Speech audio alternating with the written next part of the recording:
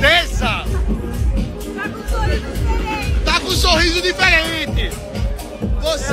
A lente. É não, mentira! Ei, vem cá! Você é o amor de infância da vida desse cara! Você é linda! Porra! Ó, domingo eu tô na sua casa, vai pra lá? Domingão eu quero ver o carinho que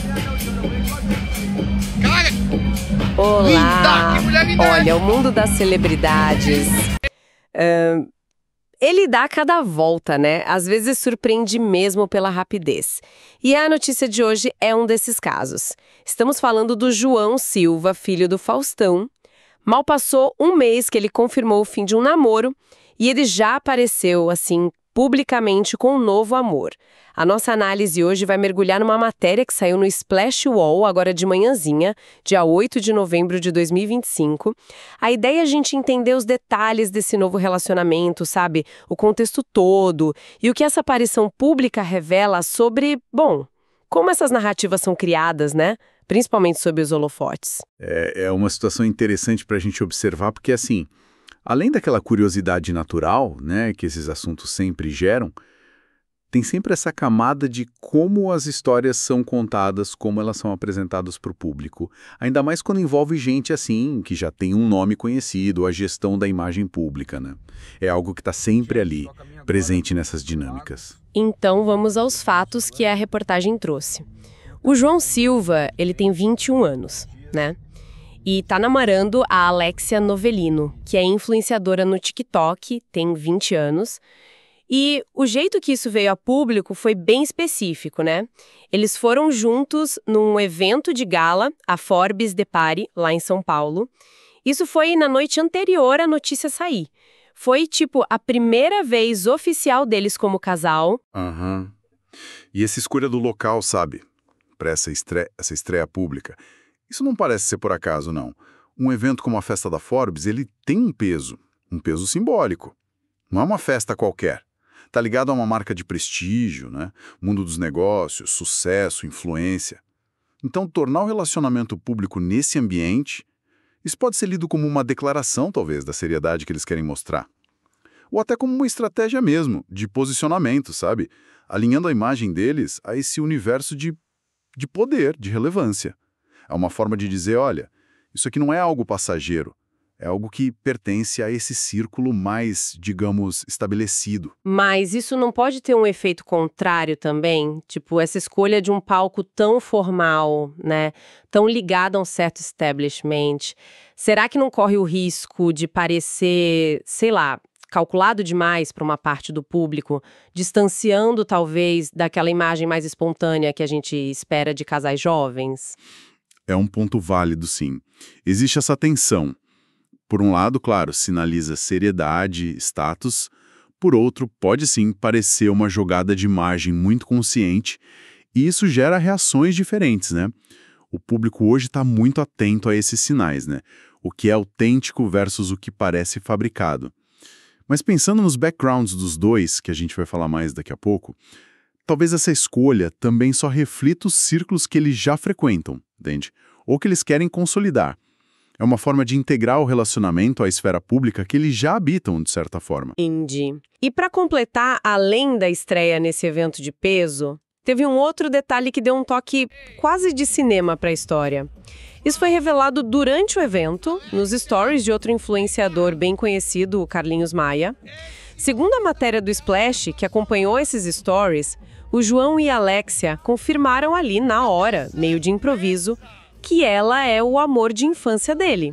E a descrição da interação é curiosa. O Carlinhos Maia teria provocado o João, sabe? Falando pra Alexia, esse homem tá com cara de apaixonado. Aí ela teria concordado, rindo. Tá com um sorriso diferente. O João ainda tentou disfarçar, brincando que era lente. Mas o Carlinhos insistiu, perguntou na lata se a Alexia era o tal amor de infância. E aí, segundo a fonte, os dois confirmaram que sim. Essa revelação, né? Amor de infância, justo nesse momento, é bem significativo, né? Sem dúvida alguma. Essa narrativa do amor de infância, nossa, isso é um arquétipo poderosíssimo no imaginário popular. Ela mexe com sentimentos de destino, sabe? Predestinação. Um amor que, tipo, resistiu ao tempo, às circunstâncias. É quase um roteiro de conto de fadas mesmo, só que na vida real. E do ponto de vista da imagem, da construção da imagem, essa narrativa é muito útil estrategicamente falando. Ela tem esse potencial de dar uma aura de autenticidade, de profundidade, de forma quase instantânea para o relacionamento. Útil estrategicamente. Como assim?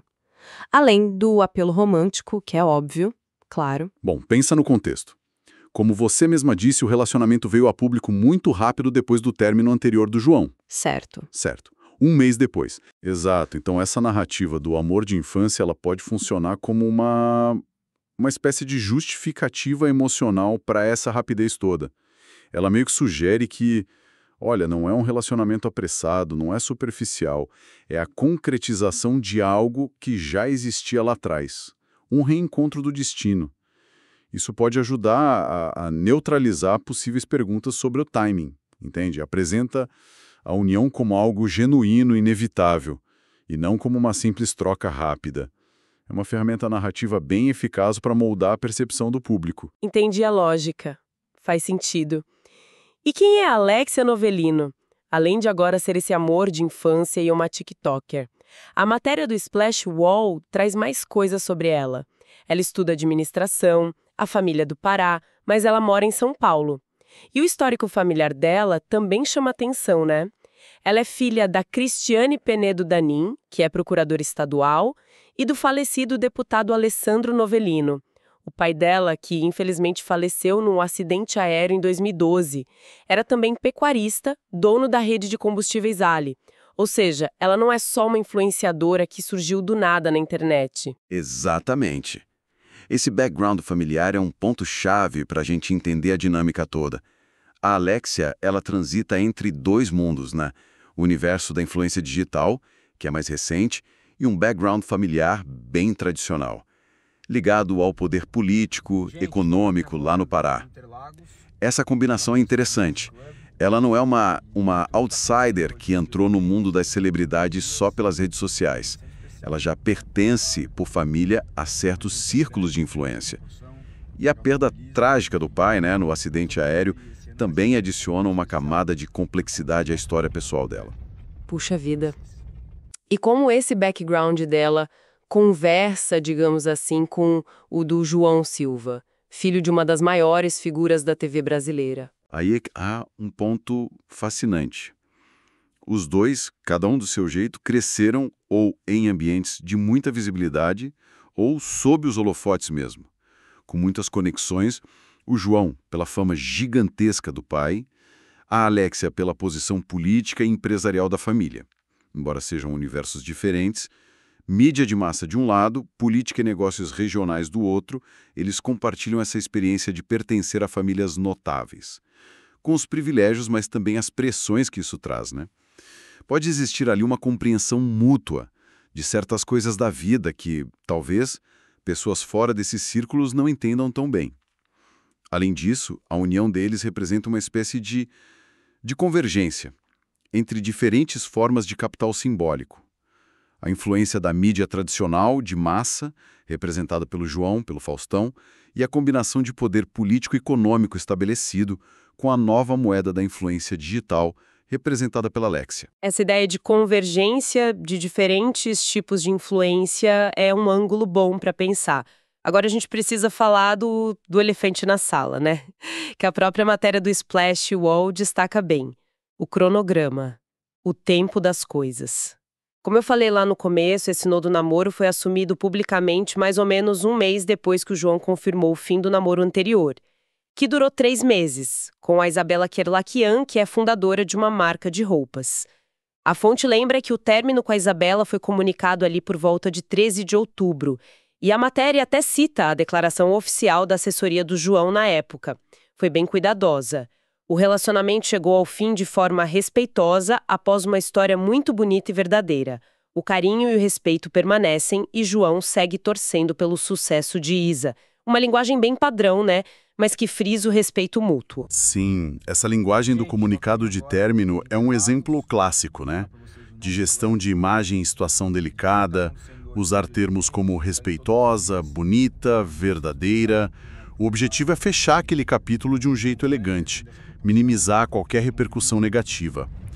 Só que a proximidade no tempo entre esse comunicado e a aparição pública com um novo amor, e ainda mais um amor apresentado com essa narrativa forte de infância, isso cria uma dissonância.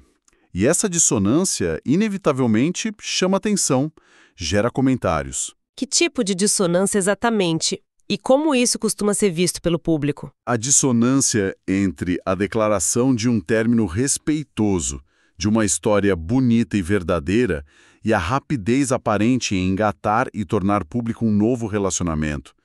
Por uma parte do público e da mídia também, isso pode gerar especulação, sabe? Sobre como foi realmente o término anterior ou sobre a velocidade com que as emoções foram, processadas e substituídas, digamos assim. Mesmo que a realidade ali entre eles seja complexa, a gente não sabe, a percepção pública é moldada por esses sinais externos, pela sequência dos fatos.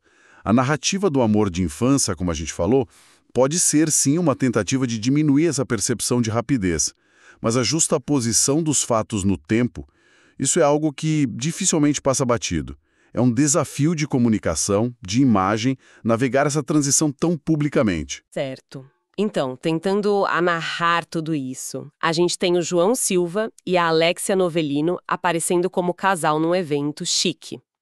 Quase ao mesmo tempo, vem a história do amor de infância, dando aquele toque de destino. Os dois vêm de famílias com bastante capital social, econômico, ele da mídia, ela da política e negócios, com uma história familiar marcante.